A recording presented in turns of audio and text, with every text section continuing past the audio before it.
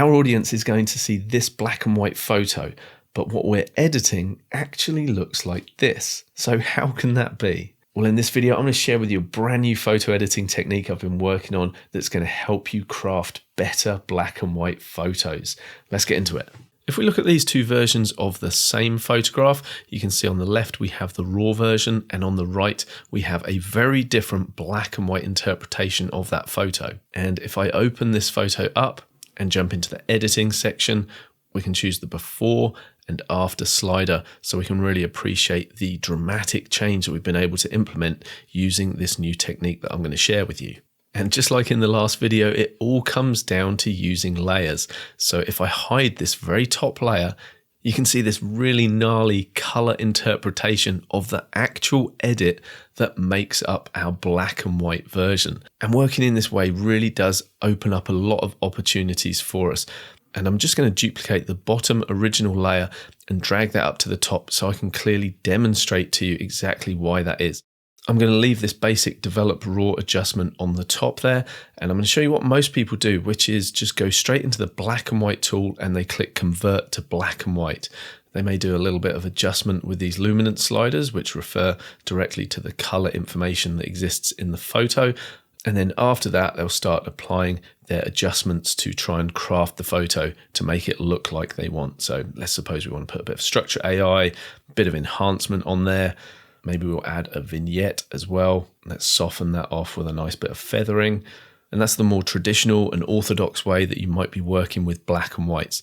But if I hide that layer, you can see the version I created with my own technique really does give us a lot more control over the final look of the image.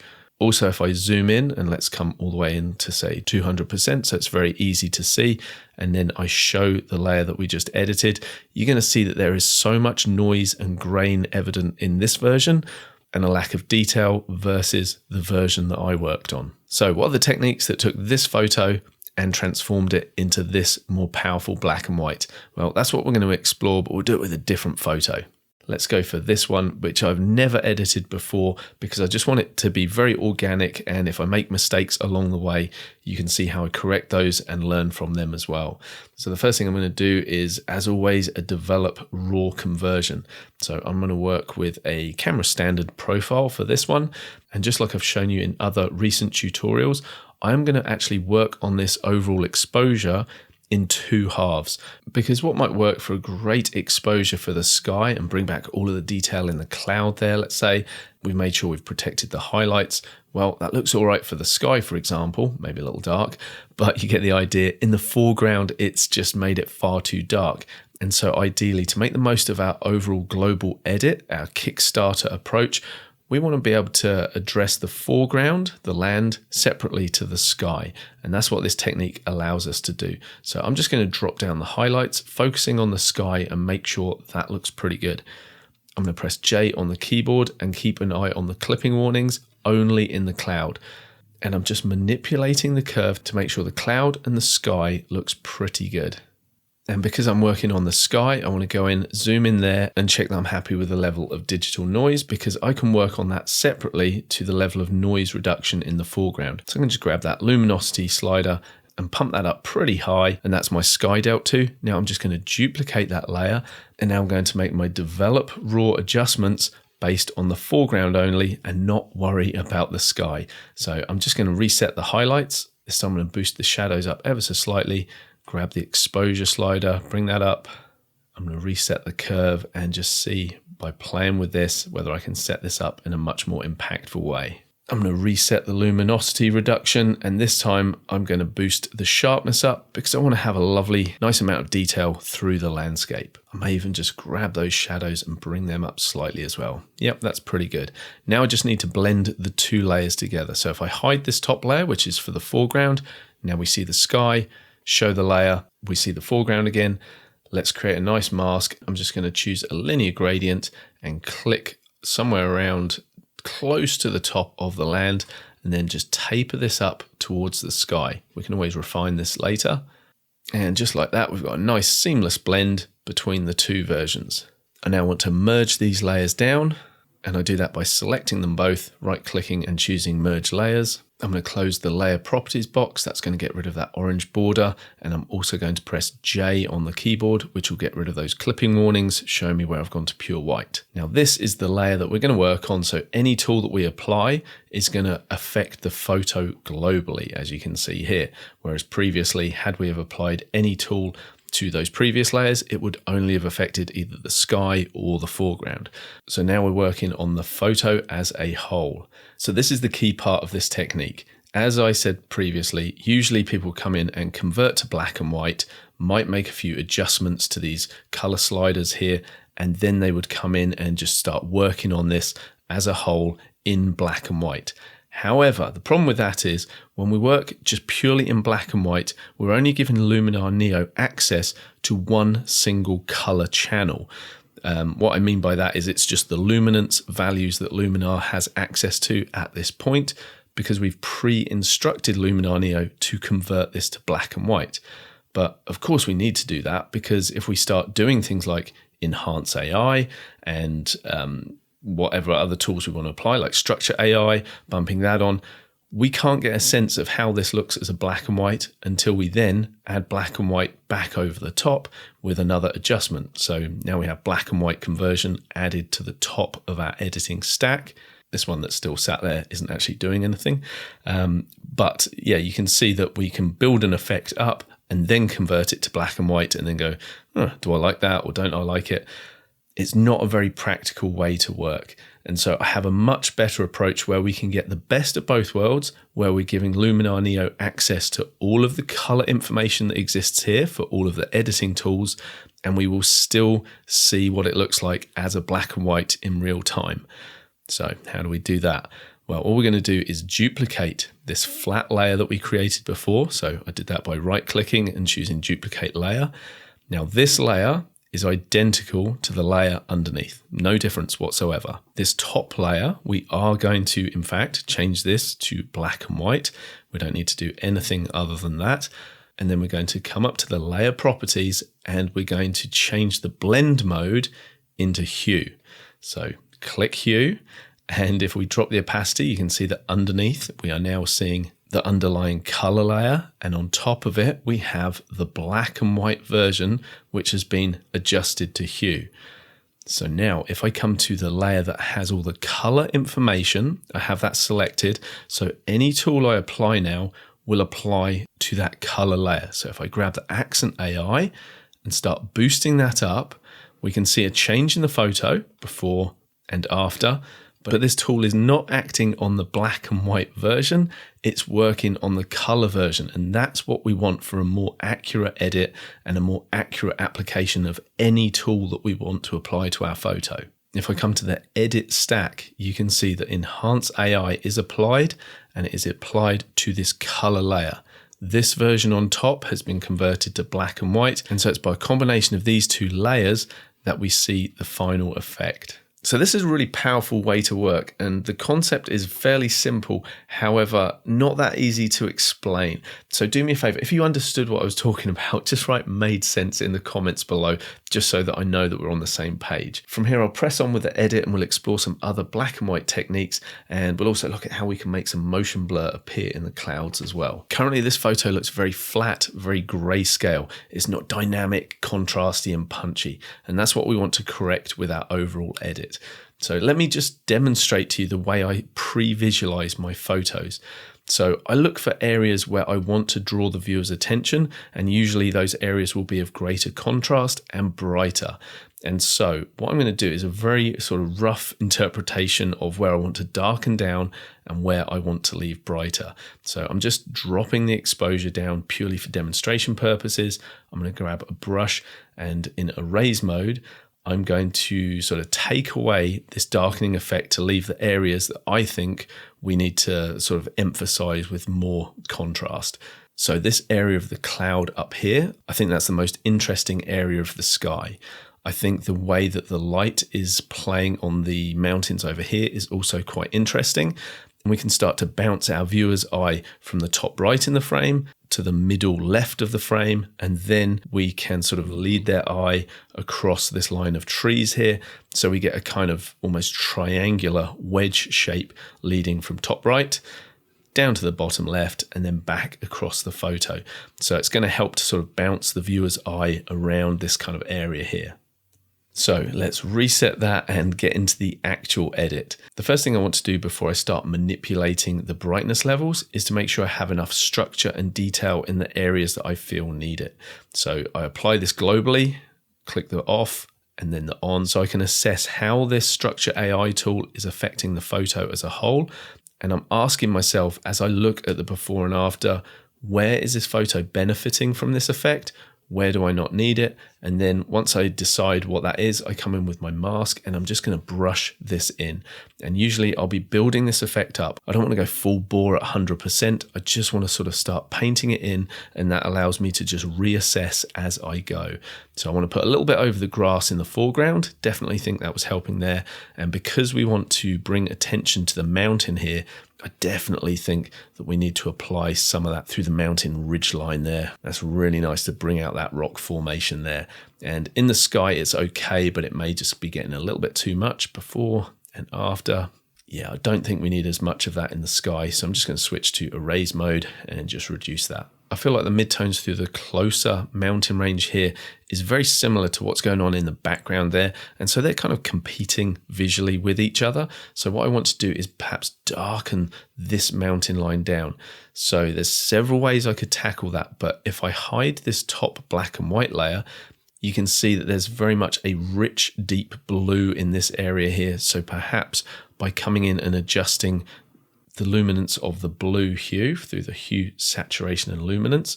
If I come down to that luminance slider, so obviously that is another word for brightness, I can grab that slider and start to reduce that. So that's darkening that all down. And you can see that this would be far too much to edit in this way if you were dealing with a color photo. You know, it's just too over the top, looks just gross.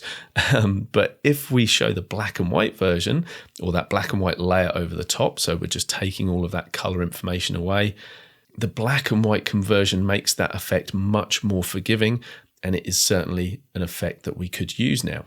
So I'm going to come to that tool and apply a mask. So we'll just toggle the before and after, just so we're getting a good sense of what it's actually doing for us. And I quite like what it's doing in the sky as well as the mountain. Even the mountains over here, it's bringing out a lot more drama just by dropping the brightness values of those blues. So now I'm going to apply this with 50% across the entire frame, and that's going to be my starting point. So I'm just going to S my way over the top with this mask, and now I have 50% of this effect applied.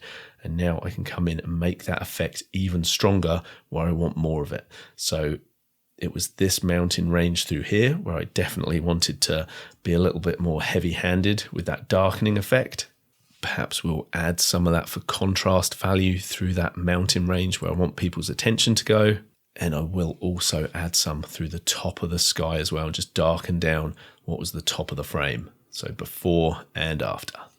I still feel like that mountain range is a little too bright, and because we darkened this bit down of the further mountain, it's still competing. So let's see if we can't select this with AI and just darken it down nice and quickly. So I'm going to grab the mask, come to Object, Select AI, and this is the beautiful thing about doing a brand new edit for you guys. Yeah, we find out together whether it's going to work or not, and it looks like it's done a good enough job. Now, I've mentioned this before, and I hope Skylam watch some of these videos and listen, because what I want to be able to do is actually soften this mask. I want the ability to feather this mask. It's a great tool for quickly selecting something, but it's not very precise. So if you want to make really strong adjustments, let's say we wanted to go really dark with this, it becomes really clear where the mask exists. All the frailties of the lack of accuracy really show up. So you have two choices, really. You can either just go a little more subtle with the effect you're wanting to apply, and then the bad masking becomes less evident. Or what you can do is go a little more heavy-handed and get the effect you want, and then come in with a brush and refine it manually. And I think in this case, that's what I'm going to do. I'm not too worried about darkening the mountain where it meets the trees, so I can just sort of feather that in with the brush in erase mode. I'm also not too worried about darkening it down where the mountain meets the sky there. The main thing for me is trying to create a separation point between the mountain here and the mountain in the background. If I wasn't recording a video for you guys, what I would be doing is going in and just refining that mask with a little bit more finesse. But for the sake of demonstration, you get the point. Right, I'm just going to do a little bit of dodge and burn, because that is key when you're dealing with black and white photos, is making sure that you have your light and dark areas really dialed in how you want it. So I'm just manipulating the curve to darken down certain areas. And now I'm just very quickly going to put this in where I want it. So I'm going to darken down the foreground.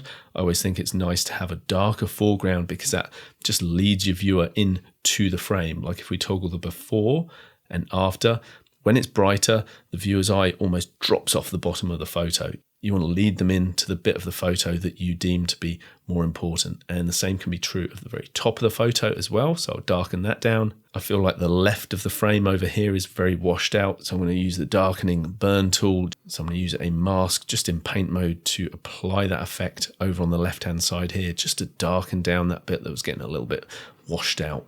I may do the same with this bit of the sky here that was just a little bit brighter too. All right, let's toggle the before and after, just so we can get a feel for what we've done there. Okay, I'm pretty happy with that. But I still feel like we need more drama and contrast through this central part of the mountain here. So there's several ways we could tackle that. Dramatic filter would be one of those. We could also use super contrast would be a good solution, but I'm going to work with the dramatic tool just because I feel like it's a little bit easier to get the result nice and quickly, because we can put the amount slider up nice and high and we can play with the local contrast slider to see how defined we want to make that contrast transition. So before and after. Before and after. If we look at the photo as a whole, this is too much again, far too much before and after. So now I'm able to come to the masking mode and with a paintbrush, start painting that in. And if I work with a very low strength, as soon as I tap the brush over here, the effect goes invisible apart from where we're building this mask up. And if you're wondering, could I have painted the mask first and then set the tool up? Yep, absolutely. You can work that way around if you prefer. But you can see just by applying this where you want it, you can really start to add a little bit of contrast and punch into your photos before and after. In terms of burn effect, we have already darkened down certain areas, but sometimes your very brightest highlights also need dealing to. I feel like the trees are just a little bit too bright. I also feel like the cloud over on the left-hand side there and some of this mountain area is also too bright. And so a really nice way to deal with that is to set up a curve, or you could also work with exposure, whatever you want. But it's all to do with the masking where the magic comes in. So dropping your whites is one way to start to deal to that. Drop the highlights is another option. And the top point on the curve, bringing that down, will also talk directly into those highlight areas. If you don't want to affect the darks, you can start to lift a point up and make sure that the curve starts to match that 45-degree line running from bottom left to top right. If we match that exactly, the tones in those darker pixels stay unaltered. But I want to make them just a little darker just so that we can blend this effect in. So if we look at how it is at the moment, before and after, you can see that it's the very brightest pixels that are mainly affected by this adjustment. We're going to make it look even better now by working with a luminosity mask. So that's a mask based purely on how bright or dark pixels are. We have this little crosshair and we can then pick an area on the photo. And you can see that as I picked that highlight in the cloud, it selected all the highlight areas. And then we can use this slider here to create a smoother transition towards the darker pixels. And that's what you want to do if you want a more believable transition. Just sort of have a nice long taper, nice long runoff between where is affected versus where isn't affected. So it's on the left of this line where we have no effect of what we just did. We have 100% in this box on the right-hand side, and then we have a fall off from the left-hand side of this box down to where this line is. And this line goes to pure black, or it sits in the highlights, and it's up to you where you want to put it. I like to have a nice long transition zone for more believability. Now, if we come to the adjustments, you can see that, well, it's not actually looking that great at the moment. And that is because we've actually darkened down those highlights too far. So if we don't push that curve quite as aggressively down here, we can actually meet those surrounding pixels. Looks a lot more believable at the moment, but we're still not done. Obviously, we only want to apply this in certain areas. So let's come to the mask. We're going to go to the erase mode and we're going to chip away like a sculptor, taking away areas of stone or the medium they're working in that they don't want. You just take that away. So I've taken it away with maximum effect in the clouds and in that area on the mountains I want highlighted. And then I'm going to take it away with a strength of 36% just along the top of the trees. And this little patch of light on the grass there as well. I want to keep that relatively bright as well. I think that's quite a nice little streak of light there. And you'll notice it's towards the center of the frame where I'm removing most of that effect. And that is, of course, deliberate because I want to try and keep our viewer's eye in this important central part of the photo. So let's see, before this effect and after, you can see that we're just darkening down some of those highlight pixels. I still feel like we need a smoother transition through there. And maybe just knock it back over there. It's a pretty subtle effect, but it's a nice way to control the highlights around the edge of the frame while not affecting the shadows. All right, let's do a couple of special effects. I love doing this. So in the last video, I showed you how you can add some atmosphere with the Atmosphere AI tool. You know, you can bring in some layered fog, for example, and that is what we did. And that is a lovely way to do it. But let me show you a less traditional approach. So I'm going to close that down and make sure it's not sat in my edit stack. We don't need tools sitting there that haven't actually affected the edit at all. So here we go. We're going to go into the Neon and Glow tool. You didn't expect that, did you? And all we need to do is put a dot around the sort of rough area where we want the effect. In fact, I'm going to go on the grass here, here, and here. And what I'm going to borrow from this tool is this atmosphere slider. You watch this. If I bump the atmosphere up and put the amount up, we get this kind of cloudy effect appearing through the scene. We can spread that further or reduce it, but you can see if I spread it, built into it, the tool has a native cloud-like appearance. So we can actually utilize that if we want. I've pushed it far too heavy-handed at the moment so you can see what's going on. And I've also decided that these dots are too high. What I'm going to do is just place them a little lower, and then we're going to work with a mask to paint this effect in. If you want, you can put more of these dots. If you want more of the effect, it's entirely up to you. But you can see that we are starting to create a smoky, foggy effect. So now, utilizing that, I'm going to come in with my brush, and I've got 36% still selected on the brush. And I'm just going to start painting that in across the bottom of the trees, the grass line. And I'm just making sure that I'm not painting any of it in where we put the actual dots, those brightest parts. So now if we toggle the before and the after, you can see that we've forced in a kind of faux mist into our scene. How about that cloud movement? Let's see if we can't create that. I mean, ideally, I do it on site with a neutral density filter and a long exposure. But we're in Luminar Neo. We want to explore whether we can use editing to create certain effects. And that's what we're going to do here. I'm in the blur tool. I've got the motion selected. And if we crank the amount, you can see that everything gets shifted left to right. But what I like to do is grab the angle and see by moving it just ever so slightly whether I can't better match the direction of the flow of the clouds. Like I feel like a minus 15 degree looks more realistic than if we just went left to right. And so, you know, I'm just tilting it to match the kind of movement of that cloud before and after. And now with masking, I'm going to come to Mask AI. See if the Mask AI can't give me a quick head start by selecting the sky option. Jump out of that. I knew it wouldn't be perfect. I knew we were going to be picking up some of the mountain as well. So we need to come back into the mask, grab the brush in erase mode, and just remove that effect just from the line of the mountains, just so that we're not sort of smearing the mountains as well as the clouds. And then if you go over a bit where you're sort of revealing too much of the original cloud, you can come back in and paint that. And when you're working with your brush in this way, you can switch between the paint and the erase mode just by pressing X on your keyboard. And that is going to X change the mode of the brush between paint and erase. I mentioned in the last video where we looked at applying multiple layers with multiple tools that it can become a little bit much for your processor to handle all of the big list of tools that are going into making up your edit. So what you can do, if you're now happy with the look that you've created, is hide that top black and white conversion layer, select the layers underneath and merge those layers down. And we now have a flattened version that looks identical to what we had before. However, now if I come to the editing stack, you will see that there are no tools there. So what that means is it's freed up all the memory, and I can now remove the underlying layer that did have all the tools applied to it.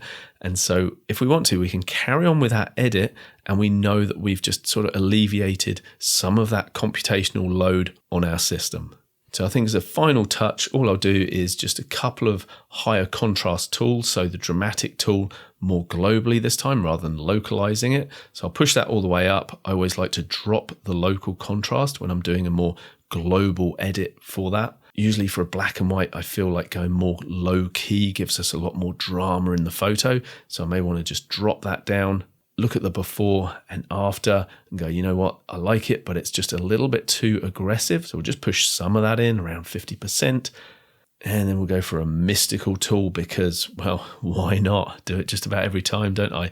No, there is actually a good reason why I like to apply mystical. And that is, if we look at these areas of higher detail through our application of multiple tools during the processing process, we've made our photo go very crisp and crunchy to the point it's just a little bit over sharp. It's a little bit too much. And mystical is like the panacea to that. It just calms everything down in a beautifully soft way. So I don't like to put too much of it on because, again, it doesn't look good. But just a little goes a long way. Whether I want to darken down the shadows or not, again, entirely up to me. And I think I will do that for this one. And I do feel like I've over darkened the sky. And I do apologize that this edit isn't a really nice, clean, flowing edit, but this is the way I work. Things get messy sometimes, and you end up going back and forth between tools to kind of really get the look that you're after. And so in the sky, where I drop that down to a almost pure black, it's too much. I could go back into the tools and correct that or mask other tools that made it more contrasty, or I can just add another curves adjustment and kind of paint a more washed out version over the top just to lighten that up. And that's what I'm going to do in this case.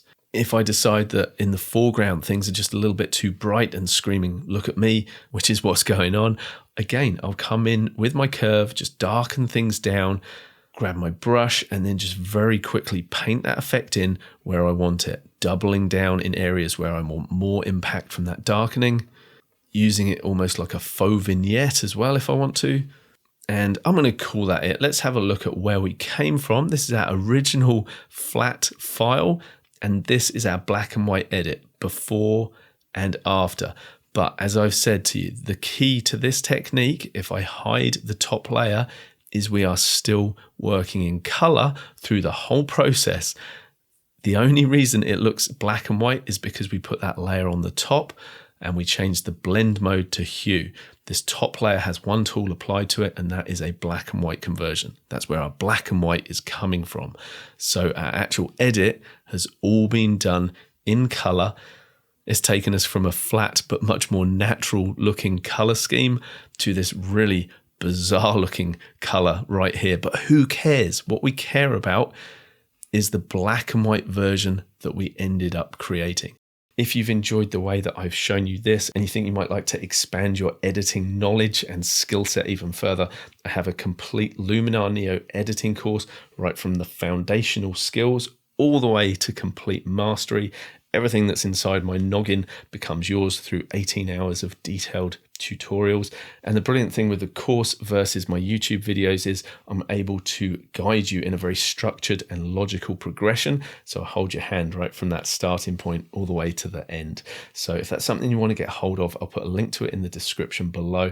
We've just had several spaces become available on the course. It's a first in, first come situation. So if you want to check it out, link is in the description. Thank you for watching this one. I hope it's helping you expand your horizons with editing, and I'll see you in the next video. Bye-bye for now.